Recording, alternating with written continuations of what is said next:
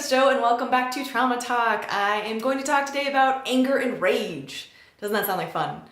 I was inspired to talk about this topic by Scott over at Depression to Expression. Real quick, if you do not follow his channel already, please do so. I have put a link to it in the description of this video. He does fantastic work in the mental health YouTube community, so please check him out. He's fantastic.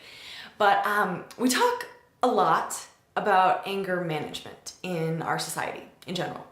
When people have problems with anger, when they express anger in maybe not the healthiest way, anger management is a really good thing. Let me just clarify that really quickly. But it's always about like making sure anger isn't expressed, right? We look at anger like it's a bad thing, like it's an emotion to be avoided. And I think especially when you've been in an abusive relationship where maybe someone was always angry at you or used anger against you or had angry outbursts, anger is like especially this off-topic or off-limits topic, right? But anger is an extremely natural human emotion to have. We can't really avoid it and we can't opt out of it, unfortunately. I have tried. And I was talking with my wonderful counselor about anger this past year because I think it's the one emotion I've really skipped. I have been able to walk through grief and sadness and loss and pain and those sorts of things over the trauma that I've gone through. But I've never really felt that much anger. It comes out in different ways though. And that's what got us talking on the subject in the first place. Because, for instance, my dogs, who are like my life. I love them so much. They're perfect. You've probably seen them in some of my other videos, but I have 2 German Shepherd mixes. They're not really purebred. And then another little mutt, and they're the sweetest things in the world. And I got them, well, I got Sadie, the first one, to be a friend and also to protect me. So I want them to bark, right? I want them to alert me when something's going on. But when they do, they scare me. And I get outrageously angry some days. Not at them, but just like so angry that I could just freaking break something. Like the second they bark, I'm filled with rage because I'm scared. And I was talking about this with my therapist, like how the second I'm scared, I am like ready to go to war, And I'm not an angry person, and so where does that come from? And so she was talking to me about like, have you ever really felt anger about what you experienced and what this person put you through and all of that? And my answer was really no.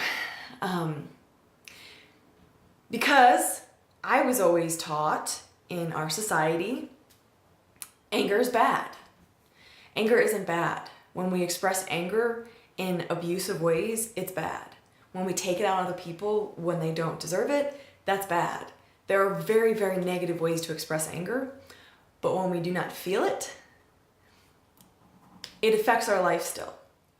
It can affect us physically. There are a lot of studies that back that up. And so, unfortunately, we do have to wade into anger and rage and feel that if we want to walk through it, if we want to get out from under the weight of it.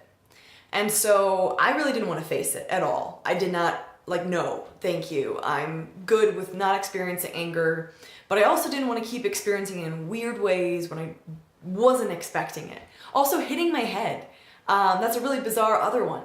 Like the second I would hit my head against anything, if you're getting your groceries out of a car or whatever, and I'd bonk my head against the trunk door, instant rage, I want to kill something kind of anger from bonking my head against something that's not dangerous or anything. And I didn't want to keep experiencing anger in places where it was not appropriate. And so she said, you really have to start allowing yourself to experience it where anger actually resides. At those places in your story where you should be angry, where, at the people you should be angry at. And I didn't want to do that. But I said, okay, how do I do that? And she said, it's really just saying, allowing yourself to feel it. Saying, I am angry. I feel angry right now. I'm so mad about this, or I'm remembering this thing and it makes me so angry. And I thought, okay, you know what, that doesn't sound that hard or that difficult. And so I just started allowing it to come when it does. And so if I have a memory or something comes up where I feel anger, instead of stuffing it back down and being like, no, I cannot feel that. I'm not going to be angry. I'm going to be a peaceful, kind, nice person. I just allow myself to get pissed, just really, really pissed for, as long as I need to be. And I think the trick is not allowing that anger to lead us into destructive behaviors, whether that is towards ourselves or other people, but to just feel that. And I think there are a lot of healthy ways that we can experience anger. Maybe it's like joining a boxing class or jujitsu like I do. Or maybe it's art. Or maybe it's, exercise. Or maybe it's whatever you do. But you have to feel it if you want to get through it. I think we can put it off for quite a while, but like I said, it sort of seeps through in unexpected ways, and that's what I started noticing in my own life. And that's when I realized I needed or wanted to do something about it. Anger is not bad. Managing anger needs to be done in a healthy way, but we do need to experience it. What do you think about anger? Were you taught that it was a good thing or a bad thing? Are you comfortable experiencing it, or do you push it away when you feel it? I would love to hear what you have to say. I know I am working on trying to become more at peace with experiencing anger, which sound like they're at odds with each other, but they're not. I am Jo Beckwith, and this is Trauma Talk. Thank you guys for tuning in and watching today. I release videos every other day on topics about life after trauma and mental health. So do not forget to hit subscribe before you leave today so that you do not miss the next video the day after tomorrow. Thanks guys, please take care of yourself, and I look forward to seeing you soon.